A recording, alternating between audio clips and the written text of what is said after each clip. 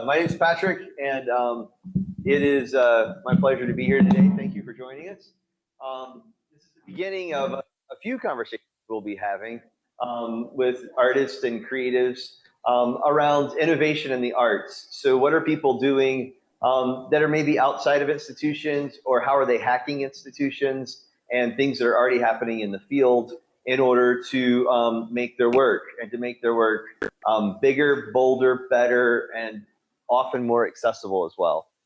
It's my pleasure today, good friend Raelle Myrick-Hodges with us, and I knew of her for quite a while before I got to work with her when she came to Norfolk to direct Crowns here at Virginia Stage Company, and we hit it off pretty well, and she's been one of my favorites ever since. I'm going to let her tell you her path into the theater because it's not exactly a normal one. So I'll let you do the nutshell version or whatever you want to share, Raelle. But she's worked with all kinds of amazing people, from George Wolfe to Mos Def to Meryl Streep to Jeffrey Wright, like all kinds of crazy people. And what I love about her work is she makes amazing work within institutions in very traditional ways.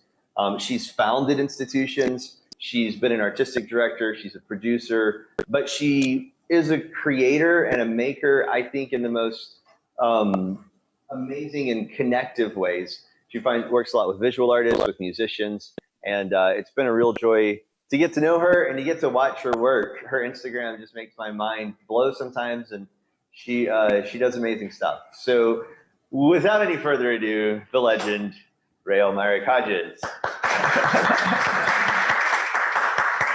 So great. It's nice to hear applause, and apologies for not being able to be present, but thank you guys for being present. I really appreciate it. My name is Raelle Myrick-Hodges. My pronouns are she, her.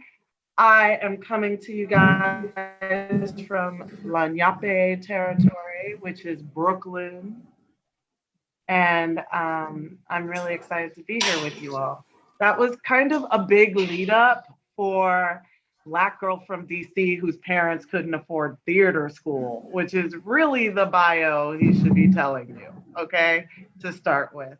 So where most stories get to start, I'm very blessed in terms of the fact that I came from a creative space, but it wasn't a training space initially. But I went to college, didn't particularly take to it. But I wrote a letter to George C. Wolfe, who at the time ran the Public Theater, and somehow ended up in an interview with him because his assistant at that time, Irene Cabrera, shout out to Irene Cabrera, who is a producer and runs her own company now, was like, this is a really cool letter to get from somebody. Let's at least interview her. And I was asked, what makes you fascinating? And I said, because I read The Colored Museum when I was 9 years old, and I've wanted to meet you since I was a kid. And I got the job. So I got to assist with him on 3 productions, one going to Broadway, which was Top Dog, Underdog. But the way he found me is I was just making theater in Philly. So I consider Philadelphia my home base in terms of like my emotional home, or how I became a theater artist. And I was the co-founder of Azuka Theater in Philly. And I've worked with a ton of people. I produce. I was a curator in a museum in New Orleans. And I believe that it's making the art that's important and being in community that's important. And thus, my career is not a linear space. It is a visceral space. And so I make what I feel like making. That's my bio. I think that's amazing.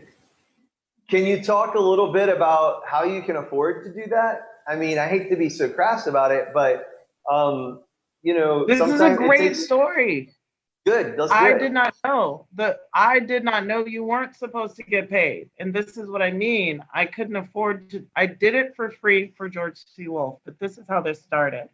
There was an apprenticeship that still runs at the Art and Theater Company in Philadelphia, run by Terry and Amy Nolan. And if it wasn't for them, I wouldn't be the theater artist I am. They taught me how to write a press release. I had to write grants. I had to be in shows. And I don't mean like be in shows. You had to do all this work and you got paid. And we had health insurance. And this was the 90s. So, the late 90s or whatever they call it. And so that is what I always knew. So when I came out, I started writing seedling artistic grants because I knew that they existed for organizations when I didn't know that I could go to school for theater. So that's why I didn't study directing directly in that fashion.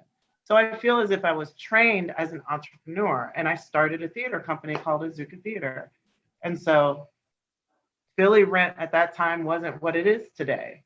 And now in my life, the way I ended up making my living right now, which has come late in my career actually, is truly teaching. So I teach at Brown University, and I don't have an undergraduate or graduate degree, to be clear.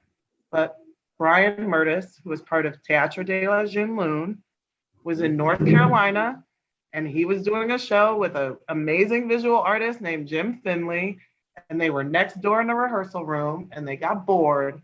They decided to come over and see my Lynn Nottage's piece that I was doing at the time. And so he walked up to me afterwards and said, "You should be teaching." And I was like, "I don't know how to do that." He's like, "I'll teach you." And so I've been there for a couple of seasons. I teach at the Actor Studio, and I teach directing. And I also do about 3 or 4 shows a season. And depending on how you live your life, you can live quite well. I can be as blunt as possible, if you guys don't mind. On average, my monthly bills, including rent, I am a grown woman. I don't like to live with people, and I live in a 2-bedroom that is $2,400 in Brooklyn. It is large and spacious. So I have phone bill, $100, whatever credit card payment. So ultimately, maybe $4,000 a month, but I probably make about $60,000 when I'm directing. But I've been directing for 20 years, just to be blunt, if you guys want to know. That's amazing. That's doing it. Can you talk a little bit about some of your collaboration with visual arts and music? Well, that's more of like and part of that has to do more with fandom.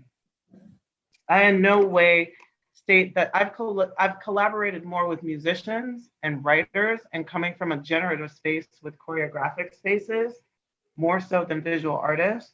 But I can tell you that my relationship to visual art changed immensely during 2020, and I started making work.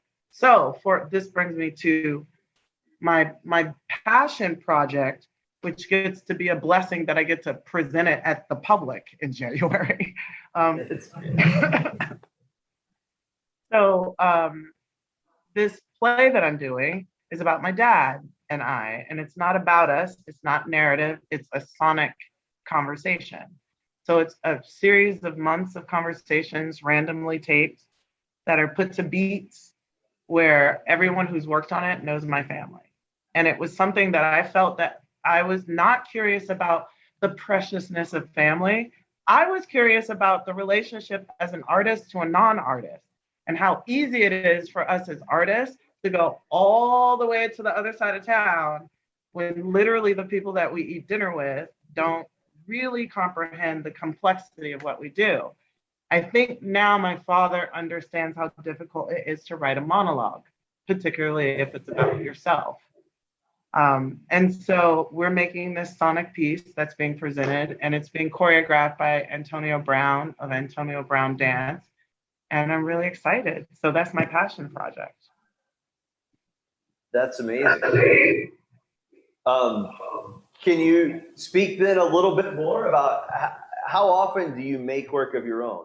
Because a lot of what I see. This is the very first piece that gets to be generated solely from my epicenter. So there's a lot of humility involved, which is really new. Just because of the veneer you have to use to be a producer. When you're out there saying, I like this art, and other people say they don't like this art, you got to really know why you're in it. And I think that's important. So yeah. That's amazing. So, and then you're also busy in community, you talked about. Can you talk Right. about Well, that part that of your is more of the practice? visual art space, which is when Breonna Taylor was murdered. I'm still deeply affected by it. And there is a visual arts based organization created by Hank Willis Thomas, along with many of his colleagues, called the Wide Awakes. And there's also Four Freedoms, which is really a series of artists, like so many visual artists. I am just a fan of that work, but they have done live presentations in New York, in which I, as a theater artist, have been able to participate with the visual artwork that I have created. So I've done a theatrical installation that was, a different type of Last Supper. That's a picnic mobile piece that I carried around to the beach for Brianna and Sandra and Latasha and Taisha and so many killed, like unarmed by the police as women singly, just and over decades, and picking 12 of them, and the story of how that got discovered and being able to just place that in social spaces. So learning about that visual art part. The truth is the piece about my father was triggered by 4 letters he wrote me a few years ago, and that's when I started making visual art. And so I've used the collaboration of visual art in my own work and working with scenic artists that are visual artists more so in my work and collaborate. That's beautiful. You said that's amazing and that's beautiful like 4 times. So, I know. I'm Doug, stuck what do on you when need? you're Y'all a act like I'm director. dumb. Hello, I'm a Black woman in America and I am still here. I am so smart.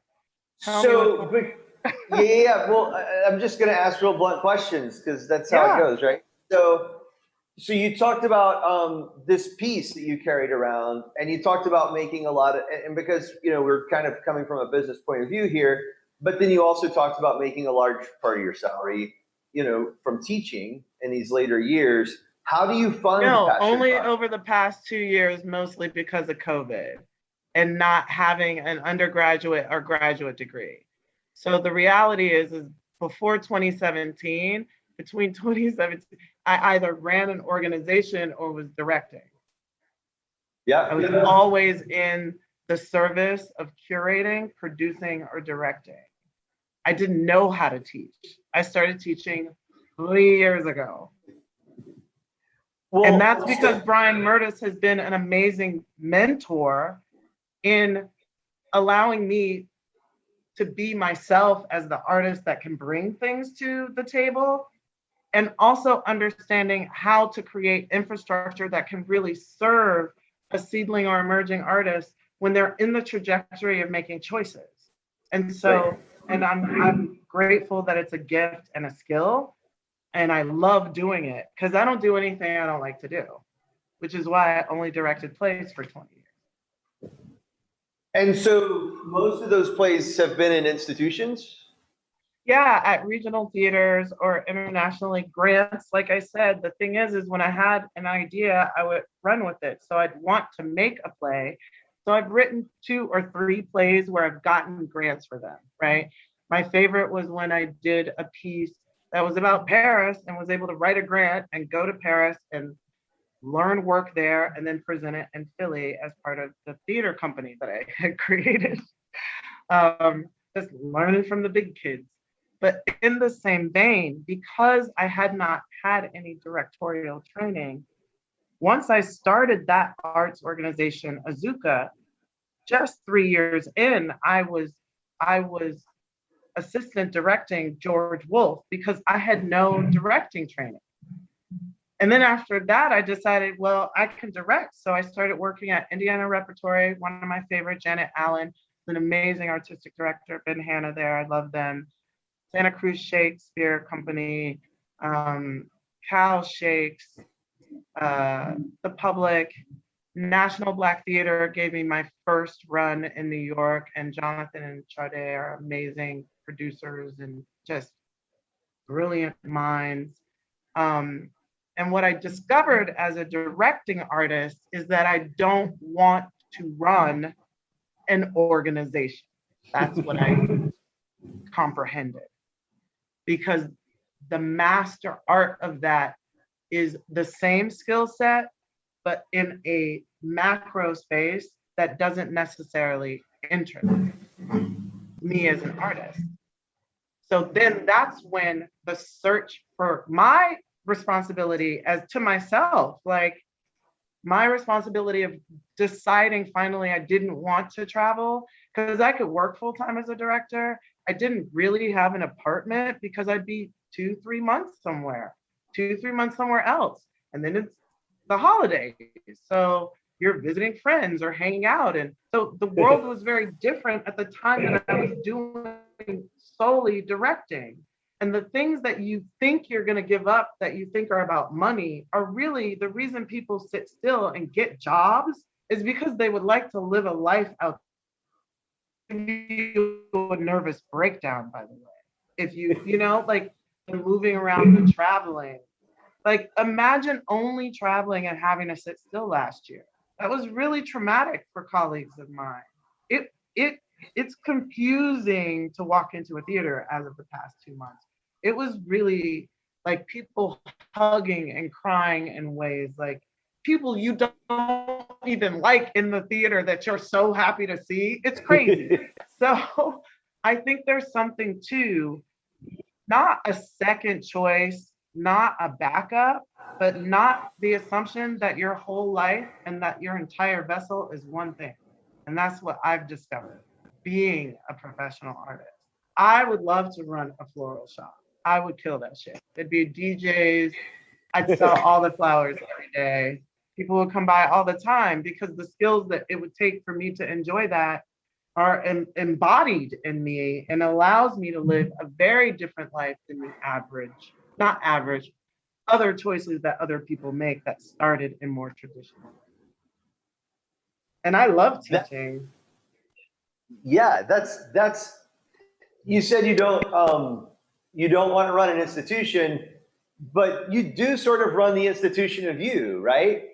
So can you talk a little bit about that, especially before you were teaching? Like how do you look at a year and plan and make connections to get those gigs? Like most people don't do that because they don't want to run that institution. They'd rather work at an institution that runs this. Well, I had a great manager, and her name is Barbara Jean Myrick. I've never had a manager or agent. And about 10 years ago, and honestly, this is a major part of my instruction at these universities I teach at. I teach a thing that I created, which is the 5-year plan. And it's called the who, what, when, where, why, and how. And it's for every year. And you start in a certain place and you work your way backwards. And then you go back in the 4th year and work your way backwards. And you start to find in your brain, how things can be feasible. And it's not just about what you want to do in your career. Like, where do you want to live? Do you want to, like, I got to start learning French next year if I want to retire not here, because there's the countries I like to live in, they speak French, So that becomes part of it. And so that is actually something I teach to my graduates at Brown and hopefully soon with my undergraduates at the or at Pace. That's brilliant. I wish that's something we could share with more artists. Like that kind of work is what I specifically and most of my colleagues. You have to pay me to come down, but yeah. No. Well, or let's do an online course that people are paying for. What? Yeah.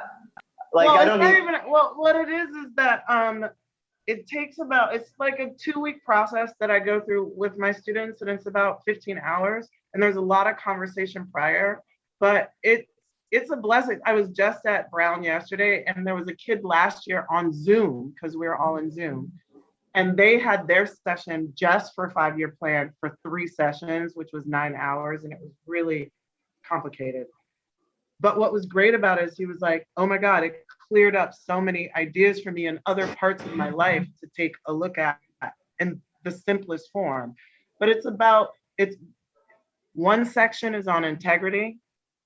So you have to come to terms with your own integrity, your own morals and values, your own place in which you want to grow, right? Like I work in a field that is filled joyously to me, because I think it's hilarious, like a lot of complexities, a lot of personalities that need space in a way that I just have never needed space. I am very close to very popular people, and I've just never needed that space. Not with them. You know what I mean? It's not what I ever wanted to do.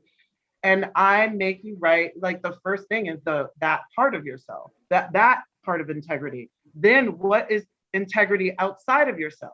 And there's a new thing that one of my students just added named Tara, who's a directing artist at Brown, who is indigenous. She's Seminole, so she don't play at all, full Seminole. And she said to me, there's a thing that I like to call creative sovereignty. You can do whatever you want in here creatively, but once it touches the next nose, your audience, you have to think about how it affects. That is part of creative sovereignty. And so you create that for yourself first. And so the first sessions are really about, what do you really want? Because what does define famous, define how much money, define where in the world, all these things. And then we start talking about the field. Then we start talking about like what you really want to do. Then we start talking about those, and then we start the 5-year and work back. You've talked a lot about grants and how you kind of started because you saw other people doing it and you mirrored that. Can you talk more about that approach? Because I think a lot of our students and even some of my colleagues who are artists, they keep relying on someone else to write their grant, someone else to come up with the idea. Well, that's why I want to go back to the idea of not the duality of the spirit, but just the idea that we're more than one thing. I believe we all have a civic duty as like funders and grantors. To be honest, you guys, you know, I'm much older than I look. And so 25 years ago, I feel it was okay for me to be writing a tons of grants as an individual artist. But unless I'm writing lifetime deserved work, and I'm not even there yet because I haven't created that work, we keep forgetting these grants are about an earned space.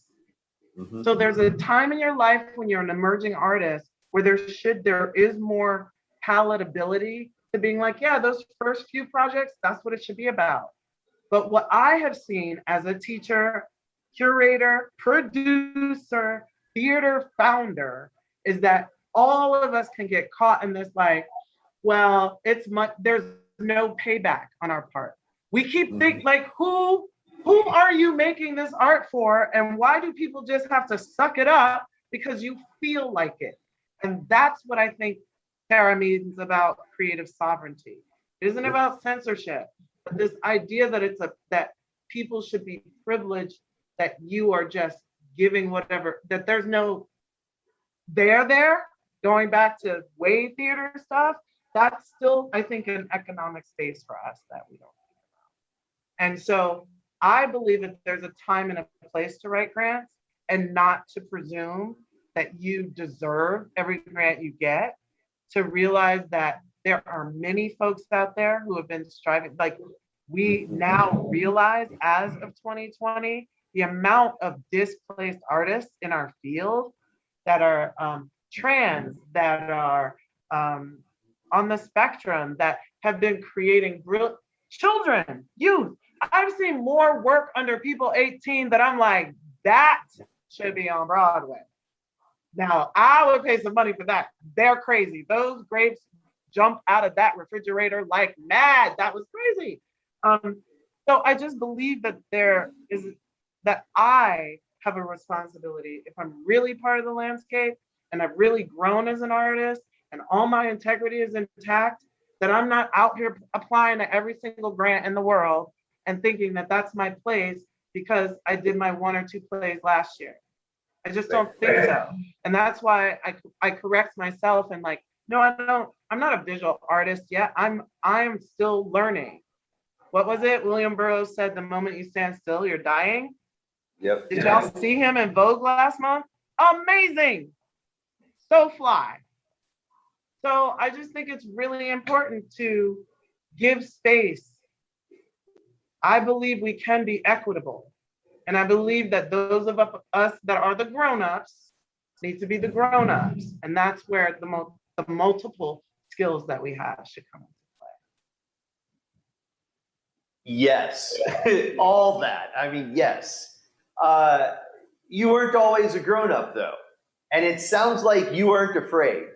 Like, you weren't presumptuous, but you also weren't afraid to go, hey, George C. Wolfe, I would love to get to know you, or whoever. I mean, you've done some audacious stuff, and you came in the side door. So, like, well, let's even look at the way we use the word in our way, right? It's really a spirited place. It really is where the other person is overcome with the like immense like joy of what you mean. I didn't write 15 directors. I wrote one because because it was true. It was a journey. And if he had said no, I had reconciled myself to that. Sure. But without, and whatever that is, and I'm not stating claim to doing that because there weren't the same opportunities and theaters running and places to look at it that way. I did not even know there was stage management school at Yale. I didn't know that we were supposed to go to grad school for any of this. And literally I have lost day jobs, the job where you're like, you know what? I'm willing to like pump the brakes, calm my artistic soul down, settle whatever people's assumption of that is, which is really your own assumption, by the way, and take blockety block job for blankety blank and have them come back and say, well, you don't have that undergraduate degree from 35 years ago in theater. That literally happened to me, you guys, 6 months ago. I thought, never mind. Because teaching at Brown doesn't prove your credentials. Now I'm at the Broadway show, and now I'm doing Coriolanus down in North Carolina, and now, like, I'm good. Cool, I got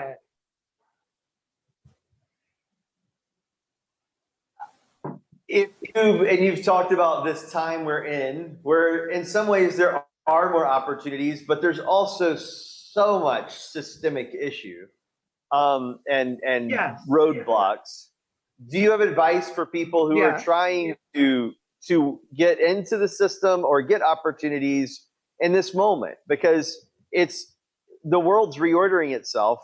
So while there's a whole bunch of crappy problems that have been terrible for a long freaking time, there's also like cracks. Yes. But this is this is really an epiphany in this moment, hearing this question, because I would have never anticipated that. I believe we might be in a space where the arts, the corny stuff, look at what dance film has done to Netflix alone. Dance film. People know who Or is from Israel. I'm like, the fuck? Okay. Didn't see that one coming. Pardon my language. Pardon me. You're fine. With that said, I believe we are in the time where the arts can be the entrepreneur. That Wizard of Oz that I've always wanted to do through Prospect Park, that I can create, still be in the integrity of not the assumption that I should be given money and then make, but actually make my thing and put it out there, is more true now for the arts than it was in a funding granted, we're elite, it's pseudo-intellectual, come to the theater, blah, blah, blah, blah, blah, blah, blah. You know? Alan Ball, like, been making movies, y'all. Like, you know how many theater directors could crush? Like, we are making certain choices. And what I'm saying is that's why it's important to have these choices be personal. Because I only like to do live stuff.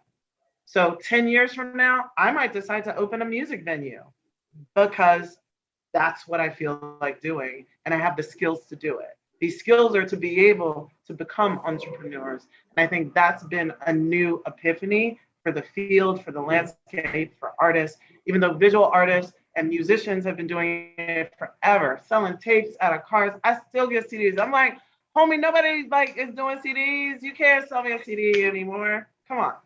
But nevertheless, bravo, right? Right. So that's how I feel about it. I think this, if you're going to make work, make the work and put it out there. Make the work. That's why I keep my apartment that has 2 bedrooms so that I can do my own rehearsals. I don't have to rely on someone else. Yes, is it about me having to be responsible and accountable for my actions? But for every action, there's a reaction. Science is real, kids. Science is real. Get vaccinated. Science is real. And thus, the assumption that being an artist doesn't mean being a citizen, doesn't mean having to participate in community, doesn't sound right to me. Ultimately, it's going to be my job. If there's a parade down my street, you know I have to participate. Otherwise, they'll be all like noisy and whack, and there'll be like orange cords everywhere, and kids will trip. When I can take care of it in 2 hours, would take someone else 2 weeks. That's my contribution. That's how you then get to, I don't know, it just seems right. So for me, to be real with you, I would love to have business folks tell me, how do I open a 2-story front theatrical space in a neighborhood, like you would a bar, like you would whatever. And having those kind of collaborations in the next 2 to 5 years are going to be the smartest things we do. Yes, I think you're totally right, because I think as amazing as this, in my crappy opinion, but as amazing as all the stuff that's happening on Netflix, which is amazing, but also it makes us value what does happen in person. And especially right now, because we're super careful about who we're around, it makes the time we spend around other humans so special, especially when we're crazy and not wearing masks. Like, I sometimes like spending time on Zoom more than real life because I can see somebody's face. So you said something, well, also you should totally do that Wiz in Prospect Park, because I will come watch that. Tell me, so let's say you were deciding to do that, or say, and some of the colleagues or folks you mentor or work with, when they're funding smaller projects like that, are there ways that you're seeing them working? Well, I'm finding that a lot of nonprofit institutions are, for over a decade, as you know, having come out of Virginia Stage, we collaborating with communities and stuff like that. What I think we discovered in 2020 is how it was like there's a rock in the cog. And so people keep pressing the cog versus like being really open about what's happening. And I'm just growing into a place of going, I've dreamt forever of a storefront that had a theater, just like in New York. There are plenty of spots like that. And the idea that that isn't standard culture in our environments bums me out, because it would be a great way for theater artists to be able to make work without making it just that. And I mean, for example, I get on theater directors' nerves, because I'm always like, why does the theater only open at 8 when the box office, like, you have a lobby? I don't know what's going on. Like, how do you have all this space and not, I don't even say you have to be doing stuff, but that's a perfect way.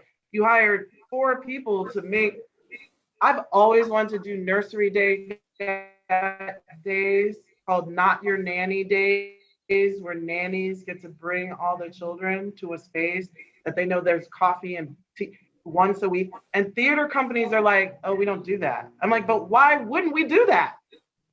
Right. Aren't these all going to be patrons eventually if I'm trying to make theater? So to me, it's all the same thing. Whether I'm making or teaching or I just choose to do things that I don't want to do. I have been blessed to be one of the few theater artists in my experience to not wait tables, and that's because I'm hella clumsy and I suck at it. And the idea of working in an office made me insane. So I sucked it up and I traveled a lot and I worked for little money and went to awesome places. And then when I decided to get real about it, I got blessed with working with Susan Lloyd Parks, right? And having um, a playwright love you enough to give you an opportunity somewhere else. And that's how things also got to springboard. You do have to work in the field at some point as an artist to make choices. Well, it sounds like you've lived that too. In addition to not making what you don't want to make, you've also chosen places where you could learn from other people. And I think a lot of folks don't look for those opportunities. They look for a classroom instead of looking for. And I mean, you're the perfect example of. Why shouldn't that be okay? That's what I'm saying. Have the affinity for what you want to have. Yep. So for me, the classroom, it's not a last bastion. I don't feel like I'm settling by teaching. Y'all don't know. My students are dope. I've been teaching for 3 years. One of my students runs New Victory Theater. Another student just won a Tony. I am fine. I am proud. I've learned dance from a friend who won a Tony the other night. My other student just started his new TV show. I love teaching because I am not jealous. I am not afraid. I have not had those experiences. I am not tripping. So I think the complexity becomes in people's own individual spirit and our assumption that one is teaching because they're a fear. Because I am not. And it's just different. And as I get older, like if they pay me more money, I'll probably teach more. You know what I mean? Because I like the idea of teaching and talking all day. That's fun. So I am learning that growing as an artist and growing as an entrepreneur can be a series of things. Me taking care of myself, me being in honor of like my family in terms of how my parents taught me to be in the world. I don't have to be kind. I don't have to be jealous. I don't have to be like running after the bag. I was taught by 2 working class government folk from North Carolina, treat people the way you want to be treated and don't owe people money, period. That's it. That's it. That sounds like the perfect business advice, life advice, all the things. That's like the golden rule cubed or something. I don't know. Exponentially. That's good. Oh. We've got about 15 minutes left, so I wanted to open it up if anybody has any questions. Any questions for Raelle about her path or things she's done or? Yes.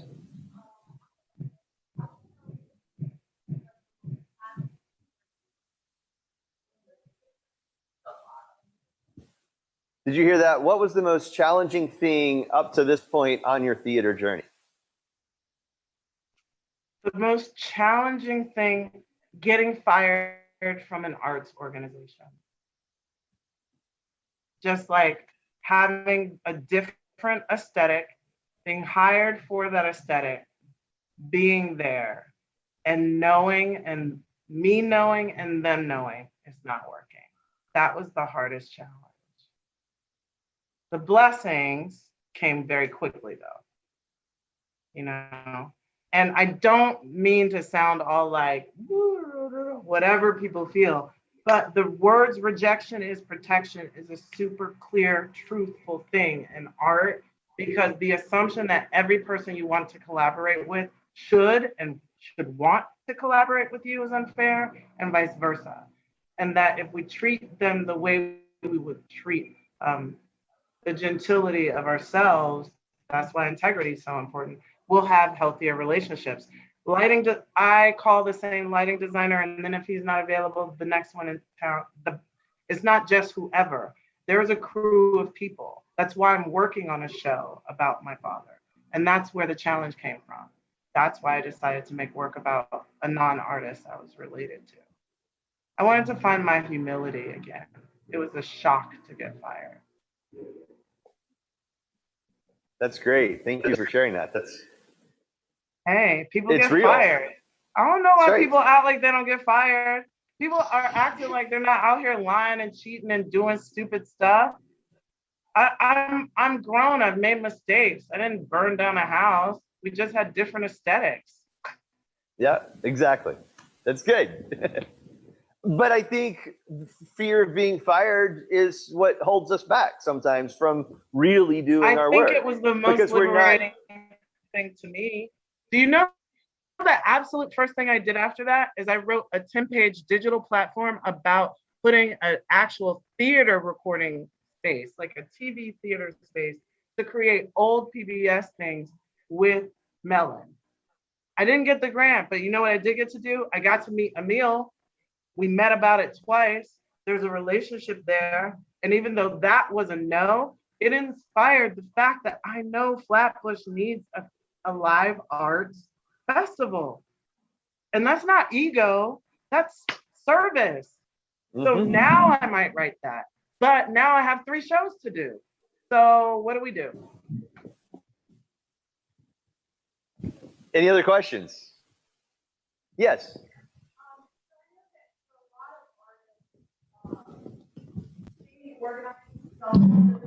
Yeah, it's so much easier to do that.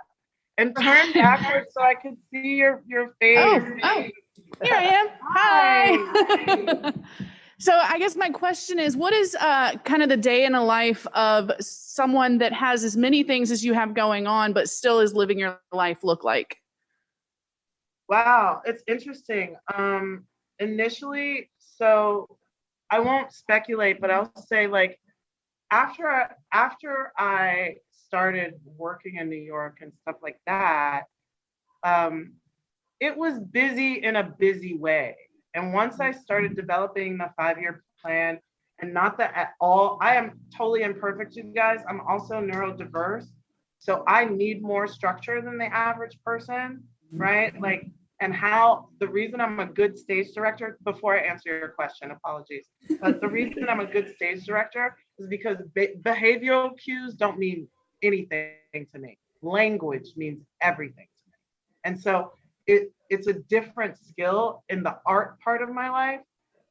But in terms of working, the first thing I have to deal with is that I have to meditate. I made a list of what I absolutely needed for me to feel successful. There were 2 things I did before I even started realizing who I wanted to be. One was I asked 13-year-old Raelle what she would think of, I'm not telling you my age, so-and-so Raelle. Now, everything 13-year-old Raelle thought and 16-year-old Raelle and 21-year-old Raelle thought has come true, which means what? She's awesome. Thus, the second thing I had to start asking myself is, what does this Raelle want, right? This Raelle wanted a job in the arts. This Raelle wanted to be able to walk to work. This Raelle wants a housekeeper because I am why do you think this screen is up? Messiest person in the world really wants a housekeeper. That would feel like success to me. This Raelle doesn't drive, so I don't need a full-time driver, but the appropriate budget for Lyfts and Ubers and be able to come from Manhattan to Brooklyn after a show when it's late.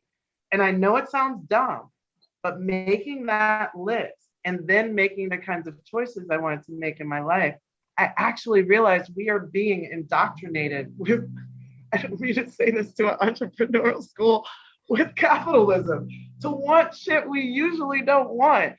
Some want it, and that's dope. But if most of us didn't want it, you'd be amazed at how easily they'd share it, because suddenly they'd be like, oh, nobody wants this?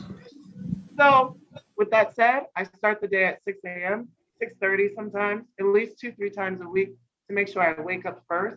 And there's drilling right now because I'm working from home a lot. They're not there. So I get up, I sit in my room, I do some reading, I meditate, right? I get focused. I make sure that if there's a class that day, what's that class about? Who in that class is in service? Have my coffee, check my emails, do all this kind of stuff. I'm very, very ADD, so I have to get focused. So when I say this, I'm not saying it like beep, beep, beep, beep, beep. I'm saying I get up around 6 o'clock, but that might still take me till 2 o'clock, those few things. But that's my world, but I know that by 2, those things are done. Then I'm usually in rehearsal, at least recently. So on average, I get up and then I take a nap. And when I'm making, when I have to make by myself, I have to schedule time. So for example, I took the entire month off of August and July for my show. We did a workshop for my dad's play in Seattle at a place called On the Boards, which is a presenting organization that will probably end up presenting the work.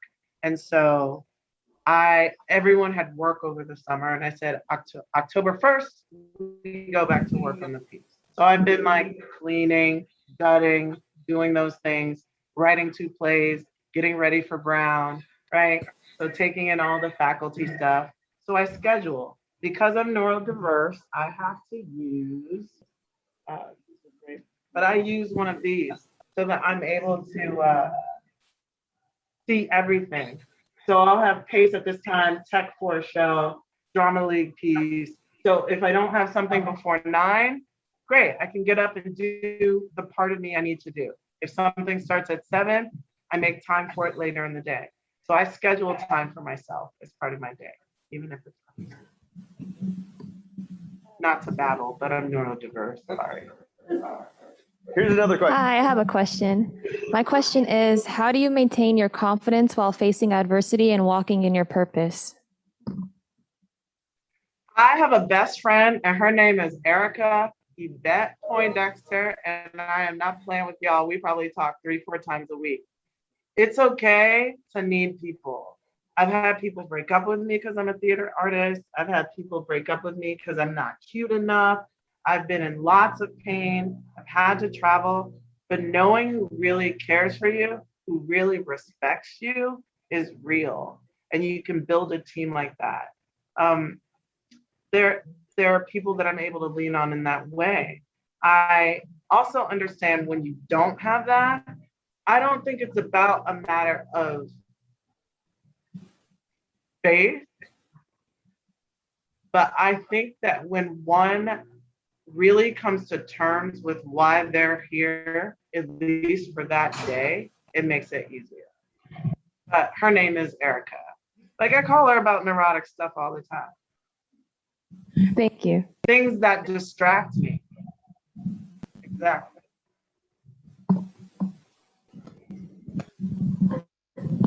When you were in town last, and we sat at Hell's Kitchen a bunch, you woke my heart up, for lack of a better phrase. And I think you've done that again today. And I just want to thank you for sharing and speaking your truth, and not like there's no magical ladder. There's a ladder. You know, you're everything. And thank you for sharing it with us today. I just want people to feel inspired to do what they want to do. And if you're not hurting anybody, make that money. Do that thing. If you have that great idea, do that. But just realize there is some portion of it. However you look at what tithing is, however you look at it as like what your contribution back is, we all do have that as a part of our purpose. That's part of it. Thank you for having me. Thank you.